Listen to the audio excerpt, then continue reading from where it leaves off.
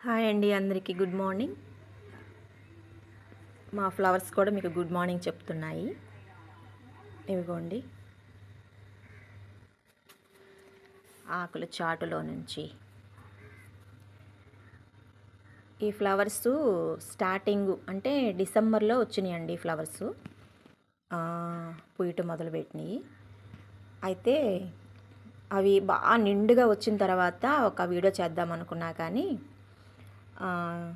అప్పుడు నేను తిక్కుగా వచ్చినప్పుడు నేను కొంచెం బిజీగా ఉండి చేయలేకపోయాను. అయితే ఇంకా ఇప్పుడు కాపంతా అయిపోయింది పాపం. ఫ్లవర్స్ చాలా బ్యూటిఫుల్గా ఉన్నాయి. కాపంతా అయిపోయింది, మొక్క కూడా బాగా వంగిపోయింది అన్నమాట. అంటే అనిపించింది, ఏదైనా మొక్కలకైనా మనుషులకైనా ఒక వయసు వచ్చిన తర్వాత వృద్ధాప్యం తప్పదు అని అన్నట్లుగా. మరి చూడండి, ఆకుకి కొమ్మకి ఫ్లవర్స్ వచ్చినాయి. అయితే ఇప్పుడు ఈ మొక్క మాత్రం బాగా వంగిపోయిందండి. అప్పుడైతే చాలా విస్తరించి ఉండిందన్నమాట ఈ చెట్టు. అందుకే పెద్దవారు మౌనంగానే ఎదగమని మొక్క మీకు చెప్తుంది అన్నట్లు. ఇది బాగా ఫస్ట్లో డిసెంబర్లో మంచి నిండుగా ఫ్లవర్స్ పూసినప్పుడు అలాగే ఉంది. ఇప్పుడు వంగిపోయి చెట్టు అంతా వంగిపోయి ఉన్నా కూడా, కొమ్మలన్నీ వంగిపోయిన ఉన్నప్పటికీ కూడా అలాగే మౌనంగానే ఉంది.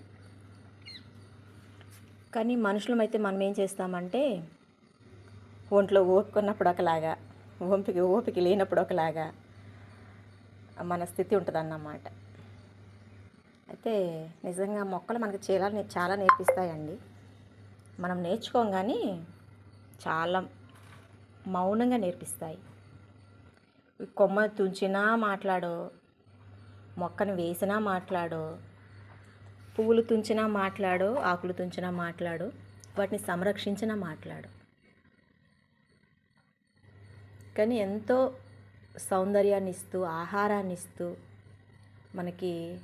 మనల్ని పోషిస్తూ, అవి త్యాగపూరితమైన త్యాగం చేస్తూ ఉంటాయి అన్నమాట మొక్కలు. నిజంగా అందం అంటే ఇంతకంటే ఇంకా అందమే ఉంటుందండి. మనుషులకు ఉండే అందము ఏ రోజు ఉంటుంది, తరిగిపోతుంది.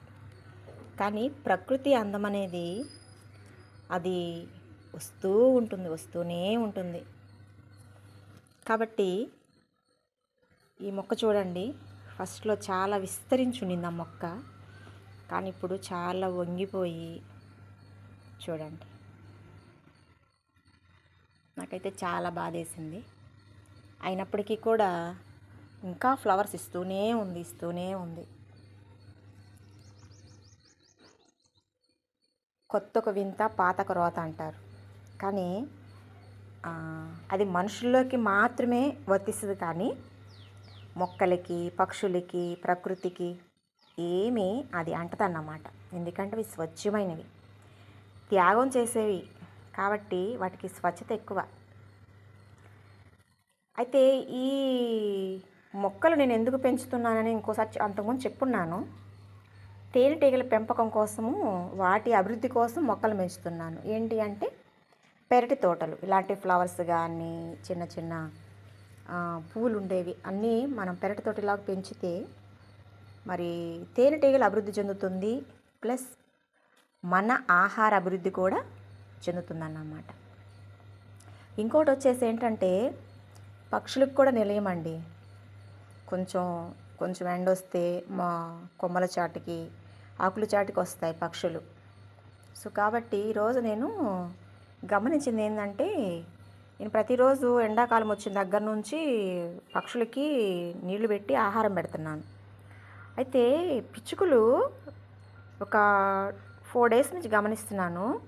మా ఇంటి చుట్టుపక్కల ఉన్న 2-3 చెట్ల మీద కిలకిల అరుస్తూ, అవి అటుకి ఇటుకి తిరుగుతూ ఉదయం పూట ఇప్పుడు కూడా అరుస్తూ ఉన్నాయి.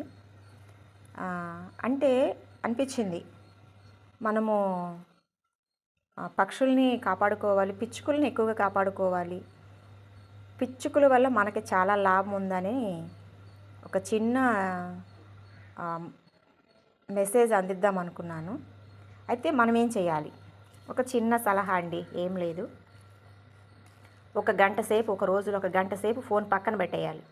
అంటే రేడియేషన్ ఎక్కువ ఉంటుంది కదా.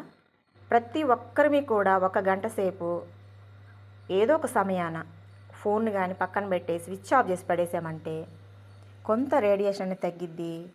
పక్షులు అనేది, పిచ్చుకలు అనేవి కొంచెం వాటి అభివృద్ధి జరుగుతుంది.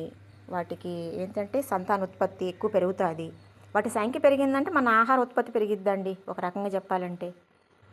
కాబట్టి దేనికి దేనికి లింకు అంటే అన్నిటికీ లింకే.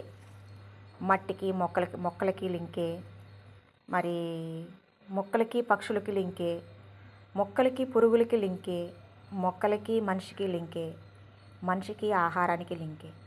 కాబట్టి దేవుడు గొప్పవాడండి, సర్వ సృష్టికర్త. సృష్టికర్తను మర్చి మనం ఏం చేస్తున్నామంటే సృష్టిని పూజిస్తూ ఉన్నాము. తులసి మొక్క మంచి సైంటిఫిక్ రీజన్స్ ఉన్నాయి కాబట్టి దానికి పూజిస్తామన్నమాట. వేప మొక్కకి సైంటిఫిక్ రీజన్ ఉంది కాబట్టి పూజిస్తాము. కానీ సృష్టికర్తే లేడంటాం ఒక్కోసారి. కాబట్టి మన మూలాలు ఎక్కడున్నాయంటే సృష్టికర్త దగ్గరే ఉన్నాయి. కాబట్టి ఇవి ఇచ్చిన దేవాతి దేవునికి మనం ఎంతగానో స్తుతులు చెల్లించాలి. దేవానికే స్తోత్రం అని మనము ప్రతి దినము మానక దేవునికి స్తుతిస్తూ ఉండాలన్నమాట. సో కాబట్టి ఎక్కడి నుంచో అక్కడికి వెళ్ళిపోతున్నాను. ఇంకా ఈ చెట్టు, ఈ మొక్క కాపు తగ్గిపోతుందండి. ఇంకా కొన్ని రోజులు పోతే ఇంకొక 1 మంత్ ఉంటుందో ఉండదో ఈ మొక్క. కాబట్టి మరలా ఈ మొక్కలు వచ్చేంత వరకు ఎండాకాలం వస్తుంది కాబట్టి ఇంక వీటిని నేను కాపాడలేను. సో కాబట్టి ఈ మొక్కలకి ఇది చివరి వీడియో అనుకుంటున్నా, ఈ మొక్కకి ఈ పువ్వులకి. సో కాబట్టి నాకైతే మీరు చాలా సపోర్ట్ చేస్తున్నారు. నిజంగా వచ్చిన కొన్ని కామెంట్స్ అయినా కూడా నాకు చాలా మంచిగా హ్యాపీగా ఉందన్నమాట.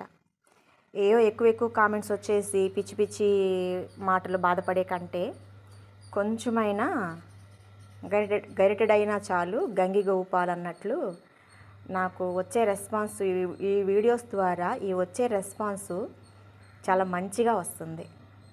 అంటే కొంతమందికి ఈ మాటలు ఎందుకు చెప్తున్నానంటే, నా వీడియోస్ కొంతమంది చూస్తున్నారు, అంటే ఇంట్లో ఉండే ఆరోగ్యం బాగలేని వాళ్ళు కూడా చూస్తున్నారు. సో కాబట్టి వాళ్ళకి కూడా కొంత ఊరట అన్నమాట. అంటే ఒక మనిషి మాట్లాడుతున్నారు మనతోటి, మనం ఎలాగెళ్ళి మాట్లాడలేము, కూర్చొని మాట్లాడలేము, సమయం సరిపోదు మనకి.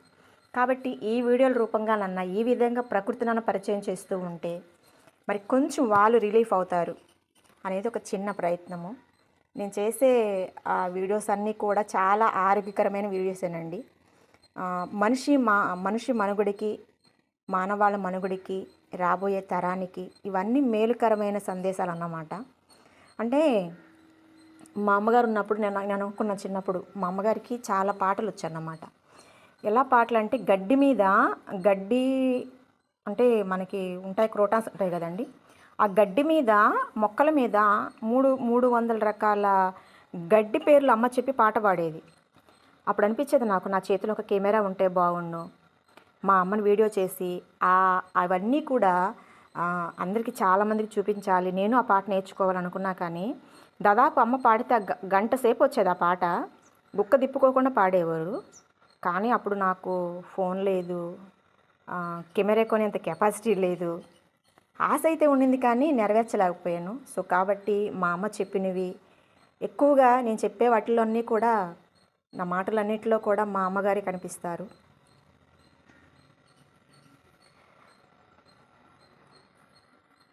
వారు లేకపోయినా వారు మనతోనే ఉన్నారు కాబట్టి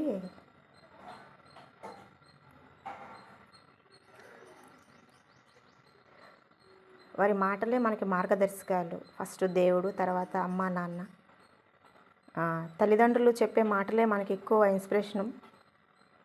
అయితే మా అమ్మగారు నా హీరోయిన్.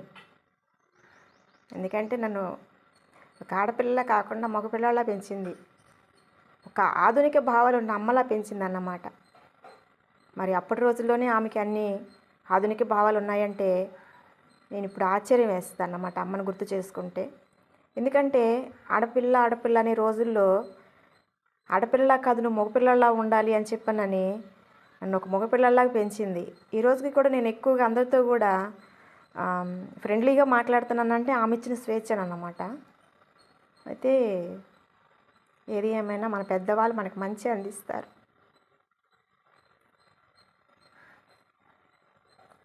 మనం కూడా మన పిల్లలకి మంచి అందించాలి. అందిద్దాం. ఓకే అండి. Thank you. మా మమ్మీ గుర్తొచ్చారు.